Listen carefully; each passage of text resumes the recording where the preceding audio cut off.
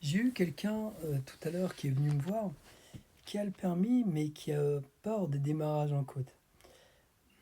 J'ai essayé de décrypter un peu ce qu'elle me disait vis-à-vis de ses peurs, parce qu'il s'agissait au départ de la peur du démarrage en côte, c'est-à-dire d'une peur technique, mais il y avait aussi à côté de cela, et lié avec cela, la peur de reculer, la peur du mec derrière, la peur qui klaxonne, la peur qui s'énerve.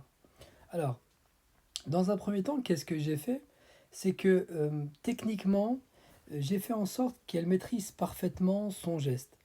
Elle m'a maîtrisé parfaitement le démarrage en côte avec le frein à main, parfaitement le démarrage en côte avec le frein pédale, parfaitement la gestion de l'embrayage, parfaitement la synchronisation des gestes. Une fois qu'elle a maîtrisé ça, j'ai basculé sur l'aspect émotionnel. Pourquoi elle avait peur du mec derrière? Pourquoi mettait son attention dessus? Une fois que j'ai solutionné ces deux trucs-là, ça y est, c'est terminé, la peur a complètement disparu. Alors, essayez de me dire, essayez de m'expliquer comment un mec en EFT, comment un mec en EMDR, comment un psychologue peut arriver à solutionner un problème technique mécanique. Comment un mec peut réussir, comment quelqu'un peut réussir à faire ça sans compétences techniques? Eh bien, c'est totalement impossible.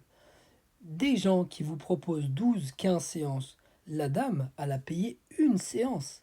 C'est terminé. Elle n'a plus besoin de moi. D'ailleurs, elle m'a dit, est-ce que j'ai besoin de vous revoir? J'ai dit non. Si t'as pas besoin de me revoir, t'as compris, c'est fini. Et ensuite, je la responsabilise parce que si elle me revoit, la peur, elle va continuer à arriver. Non, elle n'a plus besoin de moi. Je lui dis, c'est fini. Si tu as besoin de moi pour d'autres éléments, tu m'appelles, mais pour la démarrage en côte, c'est terminé. Elle n'a plus besoin de moi. À bientôt.